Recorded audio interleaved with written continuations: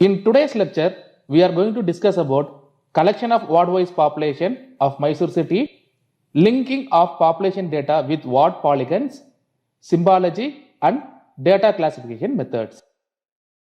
The population information of entire India is available in the Census of India website.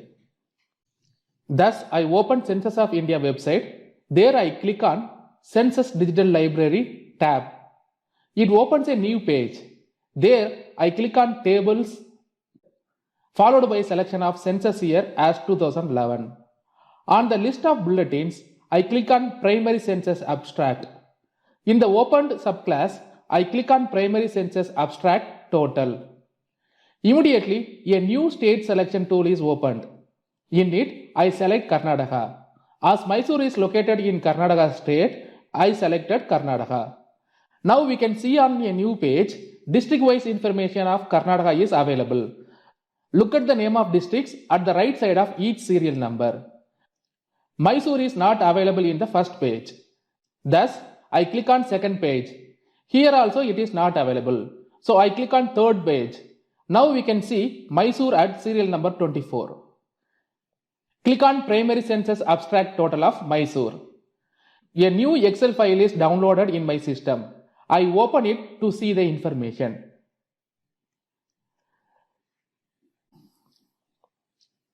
If you get Enable Editing warning on the Excel sheet, click on Enable Editing button on the Excel. Look at the information. Here we have information for entire district, but we need population information of only Mysore wards. By moving down of Excel rows, I can see ward information of Mysore city. It starts from row number 755 and ends at row number 819. We need information of only these rows and other rows should be deleted.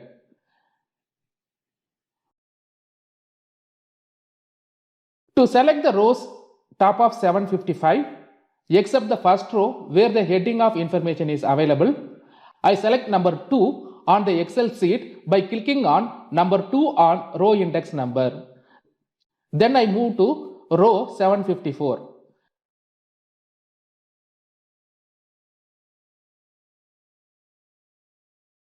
By pressing Shift key on the keyboard, I click on number 754 on the row index number.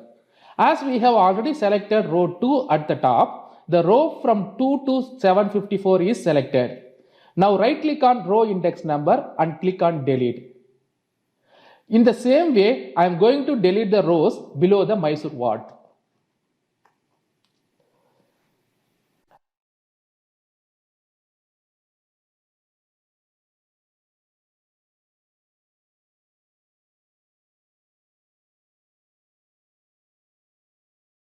Look at the columns. There are few columns which is not necessary for our work, such as state, district, sub-district, town or village, ward, EB and level. Thus, it can be deleted. To delete it, right click on the index number of column followed by a click on delete.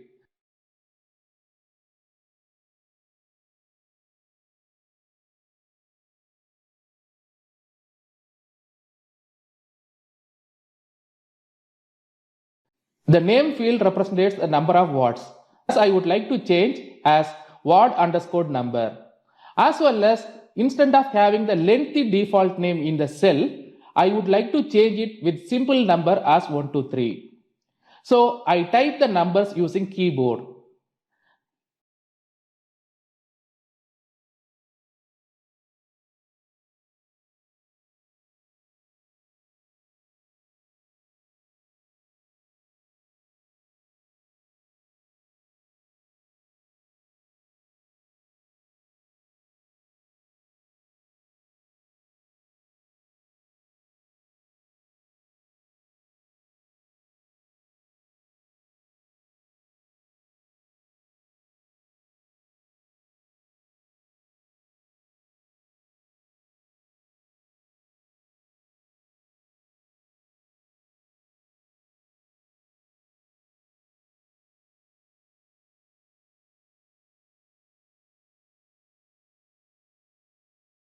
Now we can see a green flag on the left top of the cell. It indicates numbers are stored in text format in the cell. To change this as number, select a cell and click on the warning icon at the right side of the cell. On the drop down list, click on convert to number. We can convert the cell one by one or select all the cell and convert all together. Look at the columns. The second column, which is TRU, which stands for total, rural and urban, is not necessary for us. Thus, I right click on the column index number and delete it. Look at the column name. The column names are mentioned in short form with underscore. The full form of this column's name is shown here. You can take the screenshot of it for your future reference.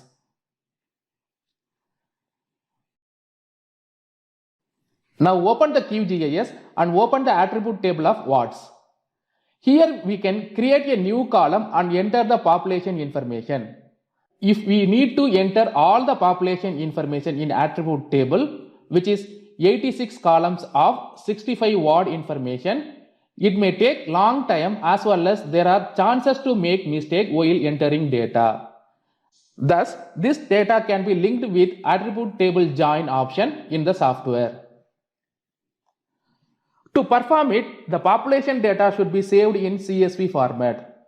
The CSV stands for comma separated value file format.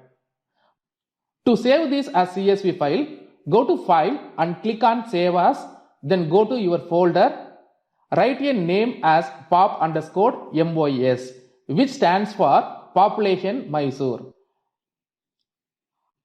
and change the file type as CSV and click on Save.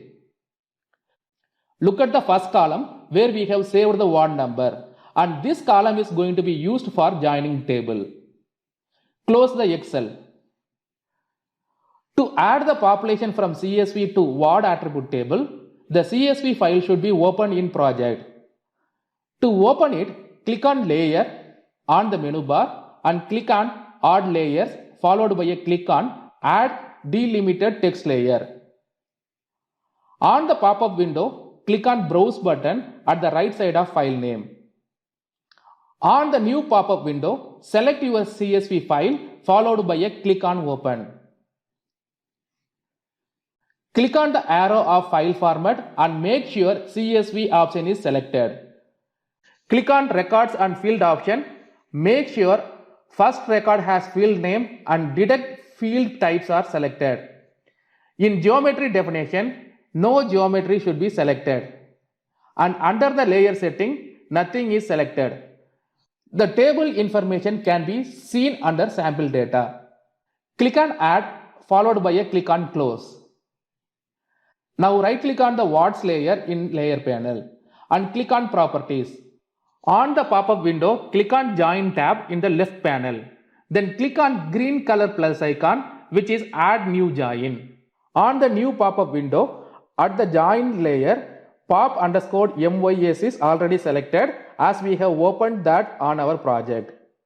Select ward number at join field because it is the column in which we have saved the ward number in CSV file, and select ward number as target field. Now click on OK.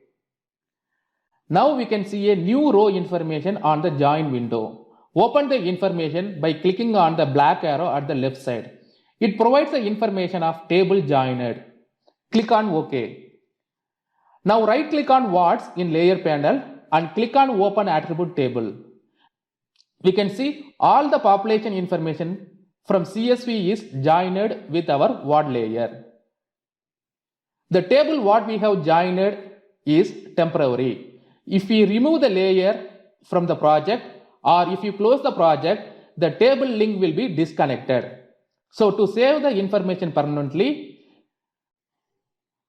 right click on the wards in layer panel and click on Export and click on Save Feature As. On the pop-up window, make sure format is ESRA save file. If something else is there, change into ESRA save file by clicking on drop down option. Click on the browse icon at the right of file name and save it in your specific folder. In my case, I am saving this in Mysore folder in the name of mys_pop_data, which stands for Mysore population data. Make sure your CRS is assigned with correct projection coordinate system and click on OK. Now, new saved file is opened on window. Right click on new saved file and open the attribute table to confirm all the population information is available. Remove all the files except Mysore population data. Now we are having polygon of all 65 wards of Mysore city as well as population information of each ward in the attribute table. Using this information, we can classify the wards into 3 groups. To do that, right click on the Mysore population data layer in the layer panel and click on properties. Then click on Symbology tab in the left panel. Look at the single symbol on the top. Click on the down arrow at the right of it. Now we can see few symbology options. The first one is no symbol. When I use the no symbol, we can see all the data on the canvas is hidden. So no symbol generally doesn't give any symbol to our data. The next one is single symbol. This symbology is used to represent the entire data in a single color. The third one is categorized. It is used to symbolize unique values in our data. For example, if I select the ward number in the value field followed by a click on classify, we can see each ward is assigned with a unique color. The fourth one is graduated. It is used to classify the data into different groups. The fifth one is rule based, which is used to create custom rule based symbology for our data. The next one is inverted polygon, which allows a feature polygon to be converted into a mask. The final one is 2.5D, which is used to visualize the data in near to 3-dimensional. Among the several options, we have to use graduated to classify the Mysore ward population into 3 groups. So I select graduated, followed by selecting the value here as pop_mys_to, because it is the column where the total population of each ward is stored in our attribute table. Look at the right bottom of window. Here we have the option called classes. Here we have to mention how many classes we have to classify. The default value is 5. If we want to increase it, we can click on the top arrow to increase it. If we want to decrease it, we can click on the down arrow to decrease it. In this case, we need 3, so I make it into 3. Now look at the mode. Here we can see different classification method of data. The first one is equal count, which is also called as quantile. The second one is equal interval. The third one is logarithmic scale. The fourth one is natural breaks. The fifth one is pretty break. And the final one is standard deviation. We will see these classifications in detail. Data classification methods. When we classify our data, we can use one of the many standard classification methods provided in QGIS, or we can manually define our own custom class ranges. Equal count or quantile method. Each class contains an equal number of features. A quantile classification is well suitable for linear distributed data. Quantile assigns the same number of data values to each class. There are no empty classes or classes with too few or too many values. Because features are grouped into equal numbers in each class using quantile classification, the resulting map can often be misleading. Similar features can be placed in adjacent classes, or features with widely different values can be put in the same class. We can minimize this distortion by increasing number of classes. Now we will define equal count classification to our data with 5 classes. After defining equal count in mode, I choose 5 classes and click on classify button. followed by a click on OK. To see the number of wards in each class, I right click on the layer and click on Show Feature Count. Now, we can see all the classes are having 13 polygons of total 65 polygons. The polygons are equally classified into 5 groups. Now I will change it into 4 classes and see the output. 3 classes are having equal number of 16, while 1 class is having remaining 17 polygons. As this 17 cannot be divided into 2 equal 16s, the remaining 1 polygon is added with 1 group. Equal interval method. Equal interval divides the range of attribute values into equal sized sub-ranges. This allows us to specify the number of intervals, and QGIS will automatically determine the class breaks based on the value range. For example, if we specify 3 classes for a field whose values are ranging from 0 to 300, the application will create 3 classes with ranges of 0 to 100, 101 to 200 and 201 to 300. Now we will define equal interval to our data in QGIS with 5 classes.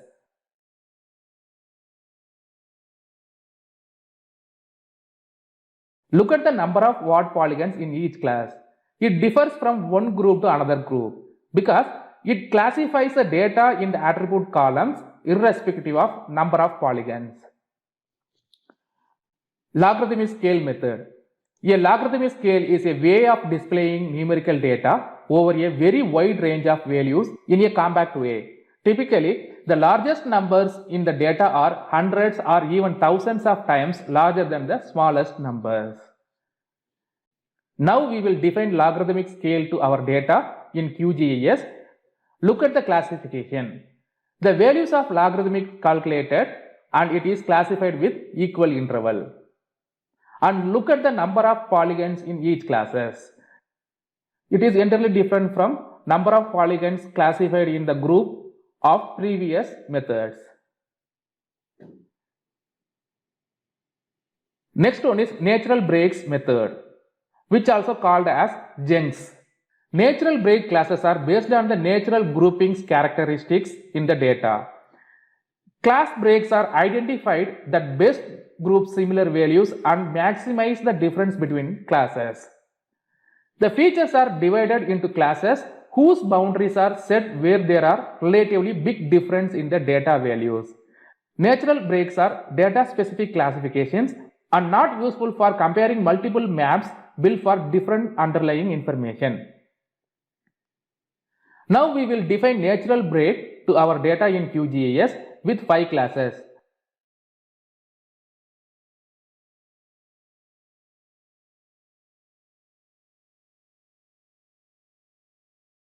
Look at the classification.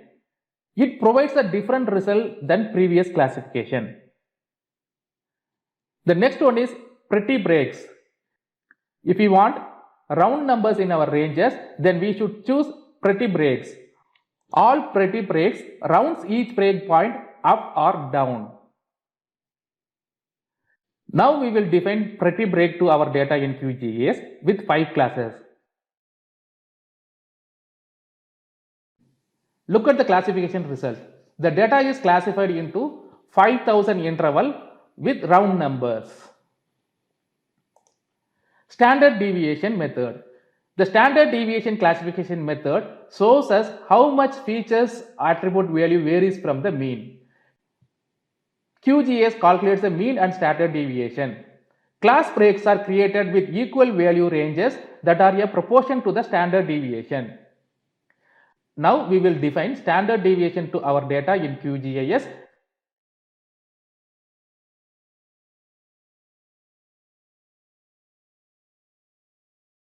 Look at the number of polygon or number of wards in each classes. It is entirely different from the classification result of previous methods. The final one is manual interval. If we want to define our own classes, we can manually add class breaks and set class ranges that are appropriate for our data.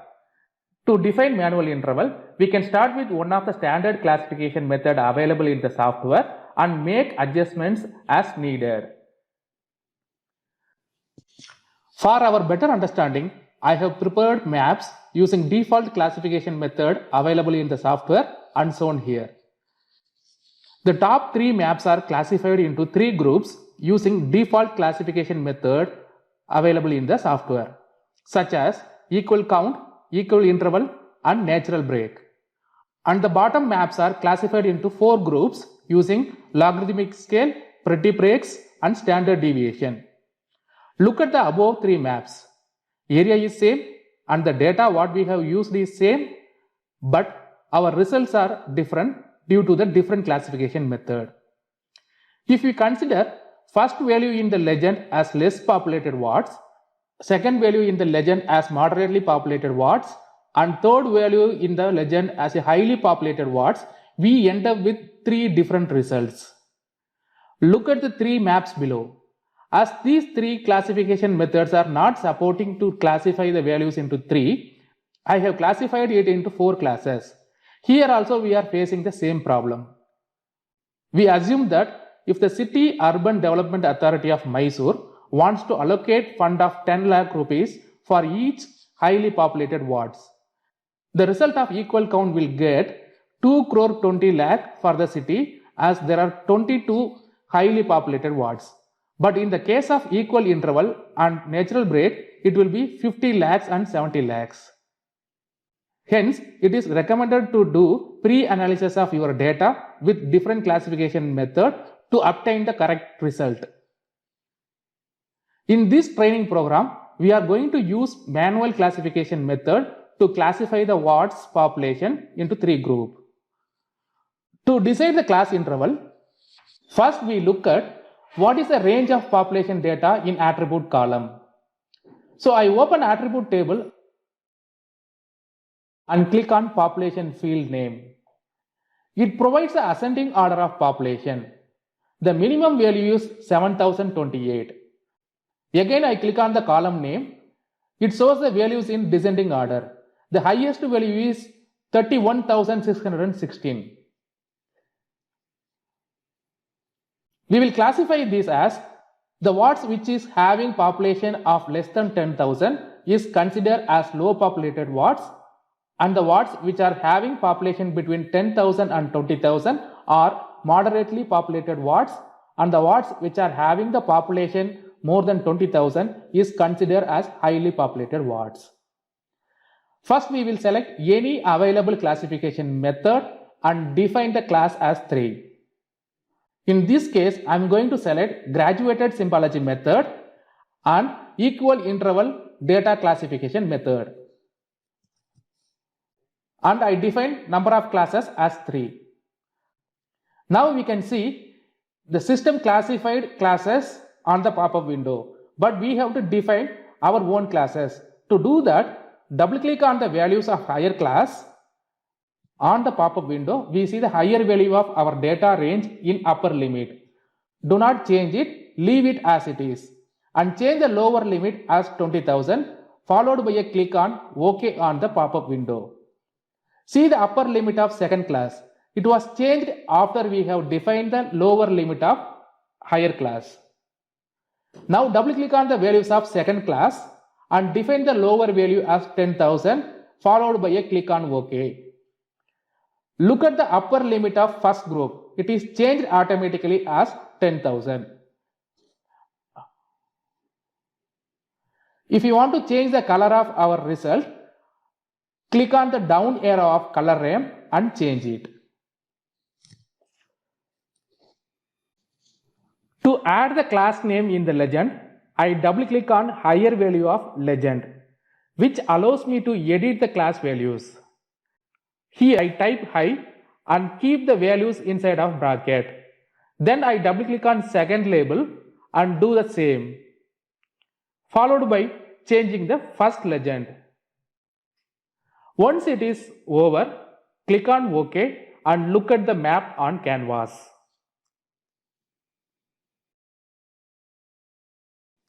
Recap of today's lecture. We have discussed about how to collect population of wards in Mysore city, how to link census data from CSV file to attribute table, what are the default symbology and data classification methods are available in QGIS, and how to define a classes manually. To know more about QGIS software, visit www.qgis.org.